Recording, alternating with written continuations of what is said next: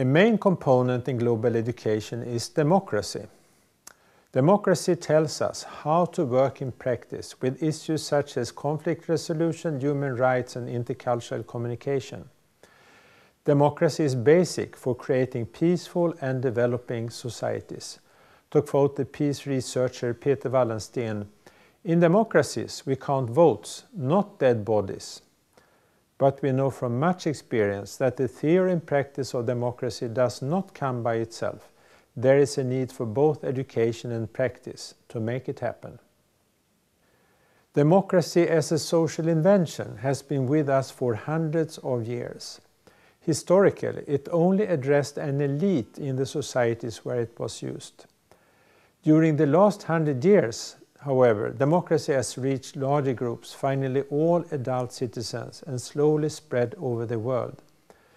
From a low point in the 1940s when there were only 10 democratic states, today more than 50% of all states are formal democracies, and more than 50% of the world population live in states, which at least formally are counted as democracies. Democracy is thus slowly gaining ground. We know of many examples of authoritarian states moving towards democracy, but much fewer cases of the opposite. Democracy is certainly a form of government with many weak points, but there is no other game in town.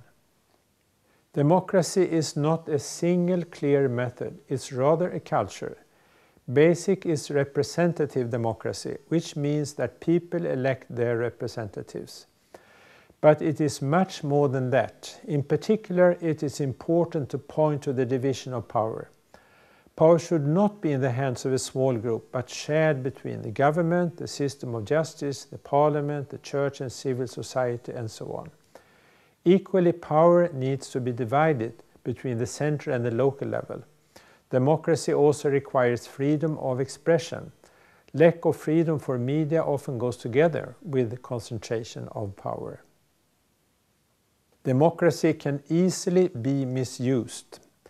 This happens when those elected for office use their position for their own purposes. In the so-called new democracies in Central and Eastern Europe, many elected representatives run for office for business reasons.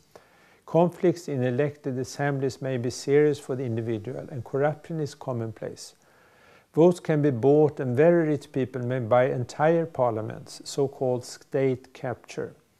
Manipulations of elections are seen on all scales. There is a global movement to support the development of free and fair elections by international supervision. Democracy is not self-evidently the preferred alternative in all cultures. The traditional view is rather that the strong man, it's always a man, should take care of the nation and his people, may it be the king or the Tsar. An authoritarian regime may be the easy solution, but experience tells us that it leads to exploitation of the people as well as the environment. Democracy, on the contrary, is more difficult. It requires that individuals take responsibility and get involved. One has to learn this when democracy is introduced. Democracy does not get established without popular support. Education for democracy is thus basic, and it has to reach everyone.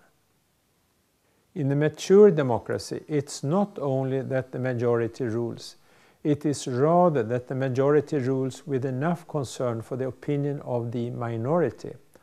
Also, those losing an election need to be able to take an active part in the development of the society. It requires respect for the democratic process and for the others.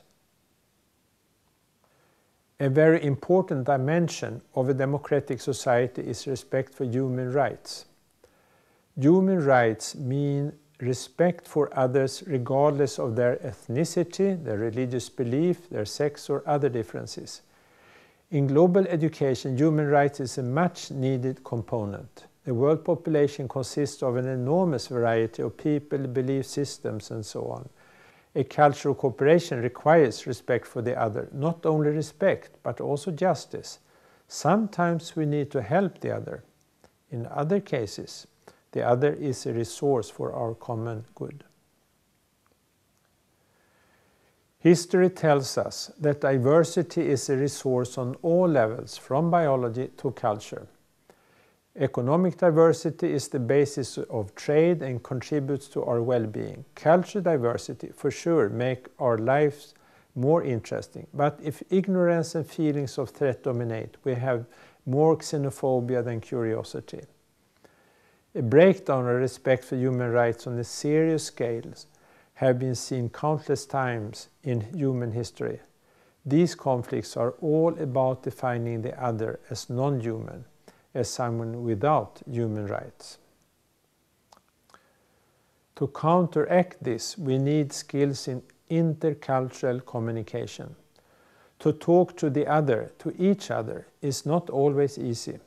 Skills in intercultural communication have been taught in international business and in diplomacy, but we all need it to be global citizens.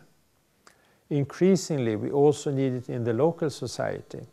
Here democracy comes in again. It sets the rules for respect, communication and cooperation.